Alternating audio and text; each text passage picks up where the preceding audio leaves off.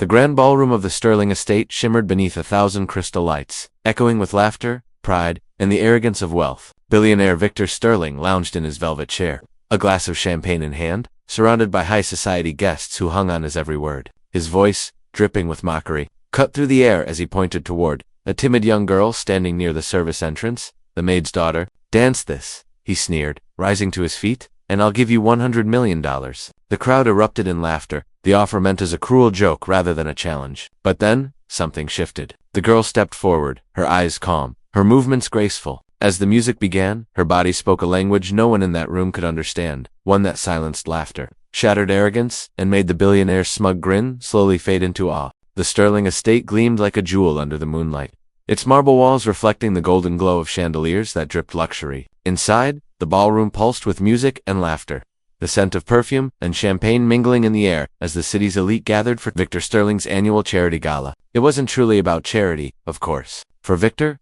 a man whose ego matched his wealth, these events were showcases, stages upon which he flaunted his power, his influence, and his ability to bend others to his amusement. His presence dominated the room. Every movement he made drew attention. Every word he spoke was met with eager laughter. He wore arrogance like a perfectly tailored suit, and tonight, he felt untouchable. The orchestra played softly in the background, the violinist swaying with delicate precision as servers moved like shadows, ensuring glasses remained full and plates untouched. Among them was Maria, one of the household maids, moving quietly, her head slightly bowed, eyes trained on her work. Her daughter Lily stood near the back, clutching a small tray, helping her mother as she had done countless times before. Though she was not supposed to be there, the staff shortage had left Maria desperate, and Lily's quiet nature made her the least likely to draw attention. Or so Maria had hoped. Victor's sharp eyes caught her almost immediately, not because she stood out, but because she didn't. Amidst glittering gowns and tailored tuxedos, Lily's plain dress and worn shoes were an offense to his sense of control over perfection. He watched her move through the crowd, timid but graceful, avoiding eye contact, her presence like a whisper. It irritated him, how someone so small could exist so quietly in his world of noise. He leaned toward his circle of wealthy companions, a sly grin tugging at his lips.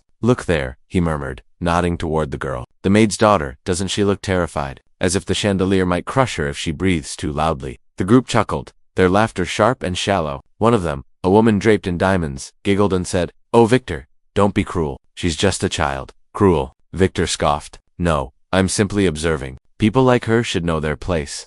He sipped his drink, his eyes still on Lily, who was now helping collect empty glasses. She moved with a rhythm of her own, light, fluid, unaware that she was being watched. Something about her movements irked him further, the way she seemed composed even in submission. He wanted to shatter that calmness, to remind her that this world was not meant for her. The music shifted into a lively dance tune, and couples filled the floor, spinning and laughing under the lights. Victor stood, clinking his glass to draw attention. "Ladies and gentlemen," he announced, his voice booming over the orchestra, "let's have a little fun, shall we?" The room quieted, all eyes turning toward him. He paced to the center of the ballroom, commanding the crowd like an emperor before his court. "We've seen enough of our usual dancers, trained, polished, predictable, but what about something different?" His gaze fell on Lily, and she froze where she stood. The crowd followed his eyes, murmurs rippling through the hall. "You," he said, pointing a finger toward her. "Yes, you. Come here." Maria gasped, nearly dropping the tray she held. "Sir, please, she's only quiet." Victor cut her off sharply. "Let's see if your daughter has any grace in her bones."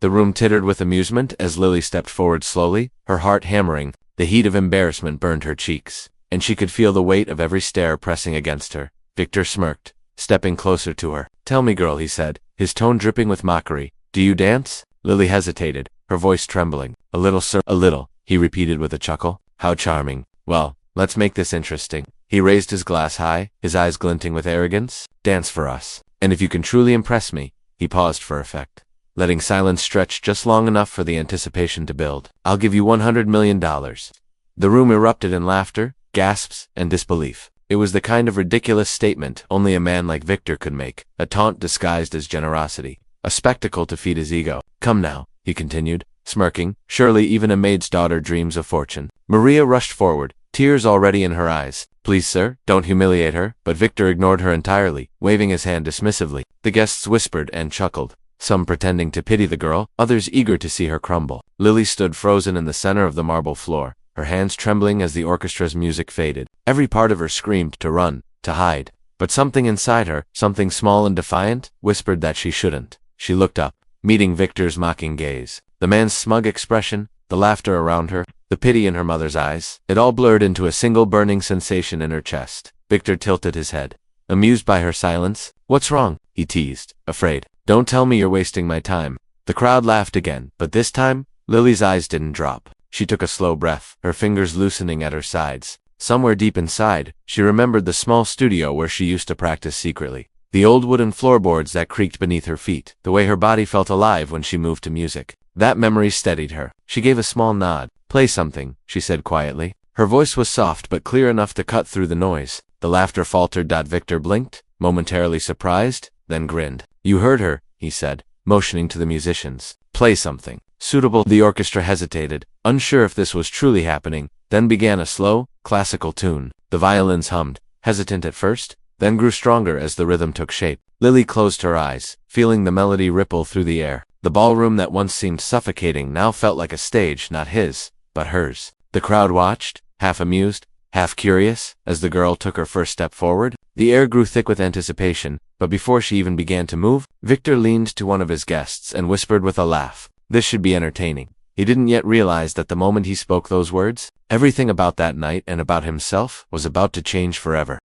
The first note of the violin sliced through the heavy silence of the ballroom, a haunting sound that seemed to hang in the air longer than it should have. Every pair of eyes fixed on Lily as she stood motionless in the center of the marble floor, her plain dress swaying slightly with the faint breeze from the air conditioning vents above. Her heart pounded against her ribs, but her expression was calm, her gaze steady. To the spectators, she looked fragile, like a child out of place. Yet there was something in her stillness that made even the laughter die down. The guests leaned forward, curious now, expecting awkwardness, perhaps a stumble or a nervous retreat. Victor Sterling folded his arms, a crooked smile tugging at his lips, his eyes filled with the smug certainty that she would embarrass herself. He didn't yet know that the stage he had offered her in mockery would soon become his own undoing. Lee took one slow breath, and then she moved. At first it was subtle, a tilt of her wrist, a shift in her shoulders, a step so light it seemed to glide rather than land. The room seemed to breathe with her, the melody curling around her like silk. Her movements began to gather rhythm, each motion flowing seamlessly into the next. Her body bending, rising, turning with a grace that didn't belong to someone who had learned from luxury or formal training. It was raw and unpolished, but deeply human, a kind of beauty that didn't need perfection to captivate. The audience watched as the shy maid's daughter transformed before their eyes into something unrecognizable, confident, luminous, and entirely in control of the room that once laughed at her. The violins swelled, and her pace quickened. Her arms carved through the air with precision, her feet barely making a sound against the polished marble. Each spin, each reach, carried a quiet power, as if her soul had found its voice in motion. She wasn't just dancing, she was telling a story, one of struggle, of small humiliations, endured in silence, of nights spent watching from the corners of rooms like this one, invisible and unwanted. Every movement was a defiance, every turn a refusal to stay small. The music wrapped around her, and even the chatter of disbelief melted away. The laughter that once filled the hall was replaced by stillness so profound that one could hear the faint rustle of her dress. As she moved, Victor's grin faded as he leaned forward slightly, his expression shifting from amusement to curiosity. He couldn't understand how a girl from the servants' quarters could move with such depth, how she could make trained performers seem lifeless in comparison. His friends exchanged glances, whispering to each other, but their words felt out of place, drowned out by the rhythm of her steps. Some of the women pressed their hands to their chests, eyes wide, as if the dance had reached something inside them they didn't expect. The men who had smirked moments ago now watched in silence, unable to look away. Maria stood near the back, her hands clasped together, tears welling in her eyes as she watched her daughter move with a freedom she'd never seen before. This wasn't the shy, quiet girl who helped her clean floors and carry trays. This was someone else, someone strong, radiant, and fearless. She felt pride swelling in her chest, mixed with fear of what Victor might do when the dance ended. But even that fear couldn't overshadow the beauty of what was unfolding before her. Her daughter had stepped into a world that wasn't hers and made it stop to listen. Lily's rhythm grew bolder. The orchestra, sensing the power in her movements, began to follow her lead, their music swelling and shifting with her tempo. She spun with a fluid grace, each turn faster than the last, her hair loosening and falling around her face. The fabric of her dress fluttered like wings as she stretched her arms outward, her body arching into poses that mirrored both pain and triumph. It was as if she was dancing out every insult her mother had swallowed, every moment they had been treated as less than human. The audience didn't just see her dance, they felt her story unfold in front of them. A murmur rippled through the crowd as she leaped into a perfect pirouette, landing softly, her foot barely touching the marble before she moved again. The light from the chandeliers caught the sheen of sweat on her forehead, making her look almost ethereal, like something not quite of this world. The musicians glanced at each other, unsure if they were leading her or being led, because somehow she had taken control of the entire moment. Every sound, every note, every breath in that grand room now moved in sync with her. The billionaire who once commanded attention now sat forgotten in his own gala, his arrogance shrinking with each movement of the girl he had mocked. Victor's jaw tightened. He couldn't look away, but the longer he watched, the more unsettled he became. This wasn't supposed to happen. This wasn't supposed to feel like this. There was no trace of fear in her eyes anymore. In fact, she wasn't even looking at him. She didn't need his validation, didn't care for his wealth or power. She was simply free. That freedom burned him in a way he didn't expect. Around him, his guests began to clap softly in rhythm, hesitant at first, then growing louder as the energy in the room shifted from ridicule to reverence. The sound filled the space like thunder building on the horizon. Lily's dance reached its peak, her body spinning faster than seemed possible. Every motion so precise it felt like time itself was bending around her. Then, as the final note of the violin trembled into silence, she stopped, perfectly still, her chest rising and falling as she caught her breath. For a moment, there was no sound, not a whisper, not a breath, just the echo of her last step lingering in the silence. Then, as if waking from a spell, the room erupted into applause. The very same people who had laughed minutes ago were now on their feet, clapping, cheering, shouting. Her name. Victor remained seated, his face unreadable, eyes fixed on her as the applause grew deafening. He couldn't bring himself to join them. Not yet. Something had cracked inside him, something fragile that he had spent a lifetime hiding behind arrogance and power. He had wanted to humiliate her, but instead, she had exposed him. His wealth, his pride, his control, all of it felt meaningless in the face of that raw, unfiltered beauty she had created. He saw in her what money could never buy: authenticity, passion, soul. And as he watched her bow modestly, tears glistening in her eyes, the realization hit him like a wave. The room that once belonged to him now belonged to her, and he could do nothing but sit in silence, wondering how one small act of courage had managed to bring an empire of ego to its knees.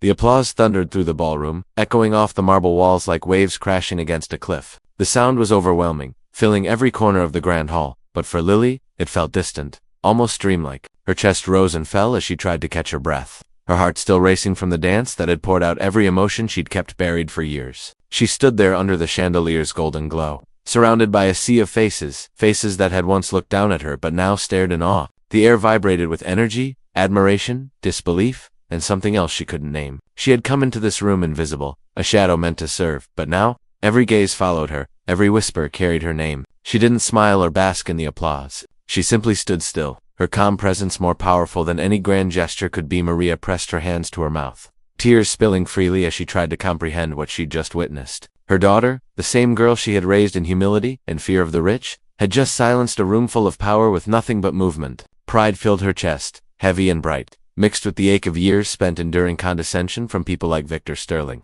Around her, even the servants stood frozen, their eyes wide with disbelief. They had always known Lily had something special. They had seen her dancing alone in the kitchen, after hours, twirling to melodies that existed only in her imagination, but no one could have imagined this. The music faded completely, and the applause slowly began to die down. The guests glanced toward Victor, waiting for his reaction. He had been the one to issue the challenge. After all, surely he would have something clever to say, some grand gesture to reclaim his authority, but Victor didn't move. He sat there, his glass of champagne untouched, his face unreadable. The arrogance that had defined him moments ago had vanished, replaced by something uncharacteristically uncertain. His eyes stayed locked on Lily, not with contempt, but with disbelief. It wasn't just her skill that stunned him, it was the authenticity of it. There had been no performance in her movement, no trace of pretension, no need for approval. Every step she took had been genuine, effortless, and true. And for the first time in his life, Victor Sterling found himself unable to speak. The crowd's murmurs grew louder, and someone near the back whispered, "Wasn't she magnificent?" Another voice followed. "Who is she?" "The maid's daughter," someone replied, and yet the words no longer carried the same tone of disdain they once did. In that moment, her title didn't matter. Her class, her clothing, her background, none of it could diminish what they had just witnessed. Even the wealthiest guests, adorned in diamonds and pearls, felt small compared to the quiet strength that radiated from the young girl in the plain dress. The irony wasn't lost on anyone. The man who had everything had just been humbled by the one who had nothing. Victor slowly rose from his chair, his gaze fixed on Lily. The crowd fell silent once more, watching intently. He stepped forward, his footsteps echoing softly across the marble floor. Each step seemed hesitant, uncertain, as though he was walking toward something he didn't yet understand. When he stopped in front of her, he didn't say a word at first. His face, once sharp with arrogance, was now softer, almost human. He took a slow breath and looked around at the crowd, as if searching for words that could justify what he felt. but there were none. The silence stretched, heavy and expectant. Then, in a voice far quieter than anyone had ever heard from him, he said, "That was extraordinary."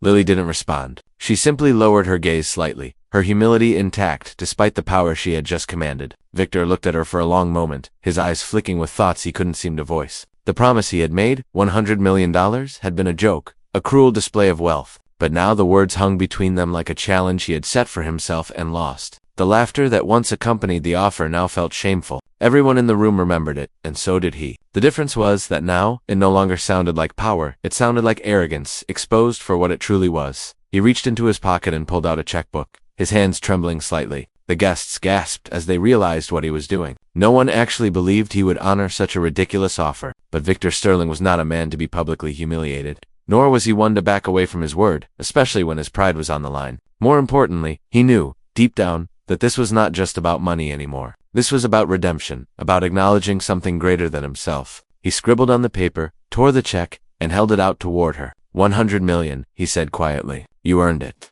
The room erupted into astonished murmurs. Some clapped again, others stared in disbelief, unsure whether to admire his integrity or question his sanity. Lily looked at the check but didn't take it immediately. Her mother gasped softly, clutching her apron. Victor waited, his arms still extended. For the first time in his life, his wealth meant nothing. He was offering it not as a symbol of dominance but as a gesture of respect, and that realization, more than anything, humbled him. Finally, Lily reached out, her fingers brushing the edge of the paper. But instead of taking it, she gently pushed it back, toward him. "I don't need your money, sir," she said softly, her voice steady and clear enough for everyone to hear. "I just wanted to show you that worth doesn't come from what you own." Her words landed like thunder in the silence. Victor froze, the check still in his hand. No one in that room had ever spoken to him like that, not even his business rivals. The weight of her statement hit harder than any insult could have. Around them, the guests stood speechless, as if they too had been stripped of their pretenses. The very fabric of the evening had changed. What had begun as an act of humiliation had become a lesson none of them could ignore. Victor lowered his hand slowly, staring at the piece of paper as if seeing it for the first time. In that moment, he realized that no amount of money could buy the dignity, grace, or self-respect that this young girl possessed. She had what he had spent a lifetime trying to find. Peace. As Lily turned to leave, the crowd parted instinctively, creating a path for her. Even the musicians stood in silent reverence. Maria rushed forward, wrapping her arms around her daughter, tears streaming down her face. The applause returned, not thunderous this time, but warm, genuine, and respectful. People clapped not for entertainment, but for truth. Victor stood motionless as they walked past him, his thoughts spiraling. The arrogance that had once fueled his existence now felt hollow, replaced by a gnawing awareness of everything he had lost, chasing empty power. For the first time in years, he didn't feel like the master of his world. He felt small, human, and uncertain. When the doors closed behind Lily and Maria, the noise in the ballroom resumed. But it was different now. The laughter was softer, the conversations more subdued. Something invisible had shifted in that space, a quiet reminder of how easily pride could crumble in the face of genuine talent and truth. Victor looked around his estate, the marble, the gold, the chandeliers, and for the first time, none of it impressed him. He exhaled slowly, a long, weary sound, and whispered to himself words no one else could hear, a confession he would never make aloud. The night that began as a display of arrogance had ended with his awakening, and though the world would still see him as powerful, he knew deep down that a maid's daughter had shown him what true power looked like.